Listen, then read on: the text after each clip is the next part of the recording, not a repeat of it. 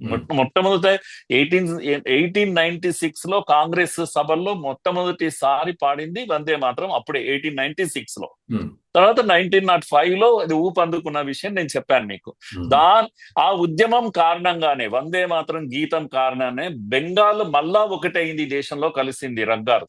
ఉమ్, దానికి అంత బలం ఉంది. దేశాన్ని, విడిపోయిన దేశాన్ని చచ్చినట్టు కలిపాడు బ్రిటిష్ వాడు. ఉమ్, అంత బలం ఉంది ఆ దీంట్లో, ఆ గీతంలో.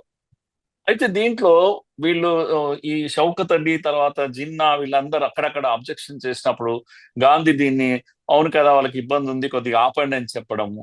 ఉమ్, అలాగే మీరు ఈ రోజు ఆయన లేవనెత్తారు కదా, ఎవరు మన మోడీ గారు లేవనెత్తినటువంటి విషయము 1837 లో ఉమ్, నెహ్రూ గారు స్వయంగా ఉమ్, ఆ అదేది లెటర్ రాశాడు, నేతాజీకి లెటర్ రాశాడు. ఉమ్, ఎందుకు ఇది ముస్లింలకు కాస్త ఇబ్బందిగా ఉంది కదా, ఉమ్. మనం దాన్ని అవాయిడ్ చేస్తే అయిపోతుంది అని. ఓకే. సో అదే ఇవన్నీ రికార్డ్స్ లో ఉన్నాయి. ఊరికే మోడీ గారు ఊరికే అన్నటువంటి విషయం ఏం కాదు ఇది. ఉమ్, కనుక ఆయన దాన్ని కోట్ చేస్తూ దీన్ని 6 స్టాంజాస్ ఉన్నటువంటి గీతాన్ని ఉమ్, 2 స్టాంజాలకు కుదించారు. ఉమ్, కనుక ఇప్పుడు మన దగ్గర ఉన్నటువంటి గీతం ఏదైతే ఉందో ఇది కేవలం 2 స్టాంజాలు ఉన్నాయి. ఉమ్, ముఖ్యంగా దీంట్లో దుర్గా అనేటువంటి పేరు చాలా మంది ముస్లింలు దానికి ఇబ్బంది అవుతుంది మాకు అని అన్నారు. వాళ్ళ కోసమే కట్ చేశారు. ఉమ్, ఇలా అప్పటి నుంచి ఇప్పటి వరకు వాళ్ళ కోసం అన్ని కట్ చేశారండి. వాళ్ళ కోసమే గాంధీ అవును, అవును. ఖిలాఫత్ ఉద్యమాన్ని, వాళ్ళ కోసమే గీతాన్ని కట్ చేయడం, వాళ్ళ కోసమే పాకిస్తాన్ కట్ చేయడం, వాళ్ళ ఉమ్, కోసమే బంగ్లాదేశ్ కట్ చేయడం, ఉమ్, అన్ని కట్ చేశారు. జమ్మూ కాశ్మీర్ ను 370 పెట్టి అది సగం కట్ చేయడం, ఉమ్, ఇదంతా జరిగింది ఈ దేశంలో. శృతి మించినటువంటి ఓ, ఏమంటాం అప్పీజ్మెంట్, నిజమే. బుజ్జగింపు చర్యల కారణంగా ఉమ్, మనం ఆలోచించాల్సిన సమయం ఇది. వందే మాత్రం 150 ఇయర్స్ సందర్భంగా దీని చరిత్ర ఏంది అసలు, ఉమ్, ఎందుకు మనకు అది అఫీషియల్ గా ఈరోజు ఫుల్ లెంత్ పాట అదేంది పాడడం లేదు మనము. ఉమ్, అసలు దీనికి అంత దమ్ముందా? ఇది మన వేద మంత్రమా? ఉమ్. ఇది చర్చ చేయాల్సిందే. అవును. కనుక మోడీ గారు చెప్పింది ఏంటి అంటే, ఈరోజు దేశం అంతా కూడా అన్ని క్యాంపసెస్ లో వేలాది మంది, లక్షలాది మంది వందే మాతరం గీతం పాడారు. ఈ రోజు నుంచి ఏడాది పాటు ఇది ఒక వందే మాతరం ఉద్యమంగా మారాలి. ఉమ్, అందరూ వచ్చి రోడ్లపై నిలబడి వందే మాతరం ఫుల్ లెంత్ మాట్లాడాలి. ఇంకోటి ఖర్గే ఏమన్నారు ఓ మాట అంటే, అవును, ఆర్ఎస్ఎస్ ఇది ఎన్నడూ పాడలేదు, ఆర్ఎస్ఎస్ వ్యతిరేకించి మూర్ఖుడు అవును, నేను అంటాను, అవును. అనకూడదు అంత పెద్ద ఆయన కానీ, ఉమ్, ఆర్ఎస్ఎస్ దీన్ని వ్యతిరేకించి అంటున్నాడు అంటే ఉమ్, ఆయనకు జ్ఞానం లేక అనాలి, లేకపోతే ఉద్దేశపూర్వకంగా అనాలి. ఉమ్, ఎందుకంటే ఆర్ఎస్ఎస్ మాత్రమే ఫుల్ లెంత్ వందే మాతరం గీతాన్ని పాడుతుంది. ఉమ్, ఆయనకు తెలియాల్సినటువంటి విషయము. మీరు ఇప్పటికీ సరస్వతి శిశు మందిర్ స్కూళ్లలో, ఈ దేశంలో 40,000 స్కూల్స్ ఉన్నాయి. ఏ రోజైనా మార్నింగ్ వెళ్ళి మీరు నిలబడండి అక్కడ, ఉమ్. పిల్లలు పాడతారు. 6 స్టాండ్స్ గీతం పాడతారు. మీరు ఆశ్చర్యపోతారు, ఇంత పెద్దగా ఉందా వందే మాత్రం అని. అవును, వాళ్ళు మాత్రమే అవును, వాళ్ళు మాత్రమే ఈ పాట పాడుతున్నారు ఇప్పటికి కూడా ఫుల్ లెంత్. అవును. ఇవన్నీ ఆర్ఎస్ఎస్ అనుబంధ సంఘాల గురించి చెప్తున్నాను. ఉమ్, ఉమ్, కనుక ఖర్గే ఊరికే బటగాలు చాలా వేసేయడము, మమ్మల్ని అన్నారు కూడా మిమ్మల్ని కూడా అంటాము అని మొండిగా అనడము, అవును.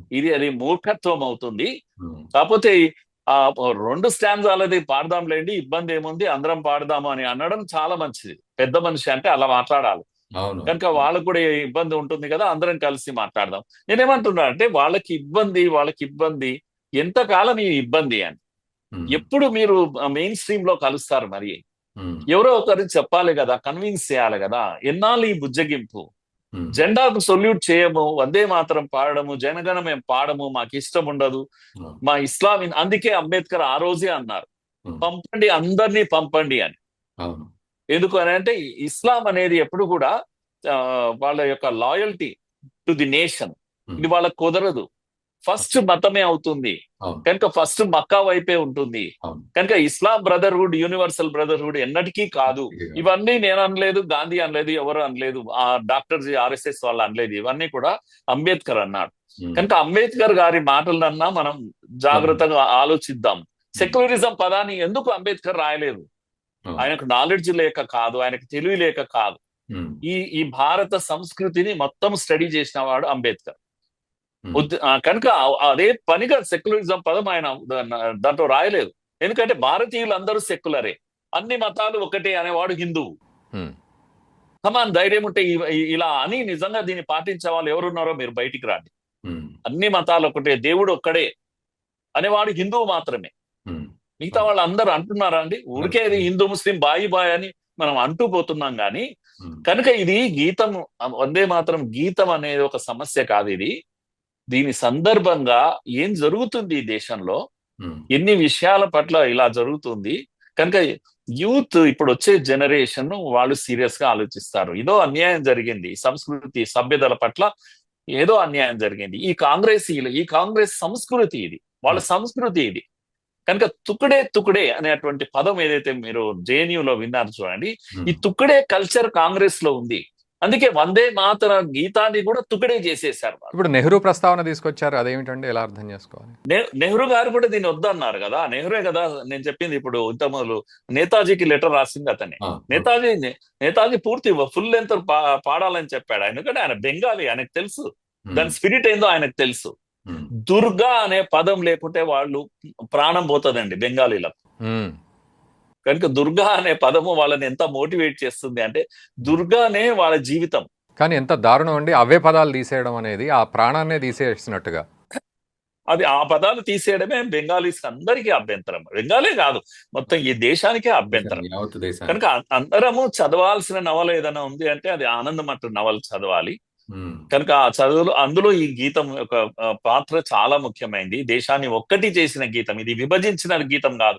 తర్వాత మీరు దేశాన్ని ముక్కలు చేశారు 47 తర్వాత, కానీ 1905 లో ఈ గీతము ఈ దేశాన్ని ఒక్కటి చేసింది. పడుకున్న నిద్రపోతున్న యువతను లేచి నిలబెట్టింది. ఇది ఒక మంత్ర ఘోష, ఇది వేద మంత్రము లాంటిది. ఇది ఎంతో మందికి స్ఫూర్తినిచ్చినటువంటి గీతము. జైళ్లను కేర్ చేయలేదు, ఉరికంబాలను కేర్ చేయలేదు.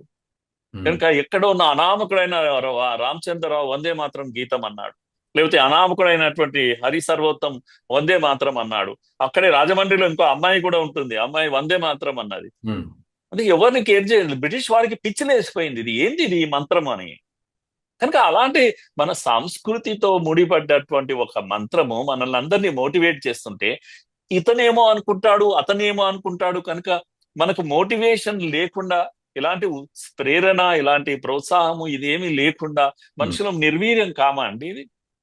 కనుక ఈ సంస్కృతి నుంచి బయటపడాలి. హిందువు ముస్లిము బాధపడతారు కాదు, బాధపడేది ఏమీ లేదు ఇందులో. ఏ ముస్లింను ఏమీ అనడం లేదు.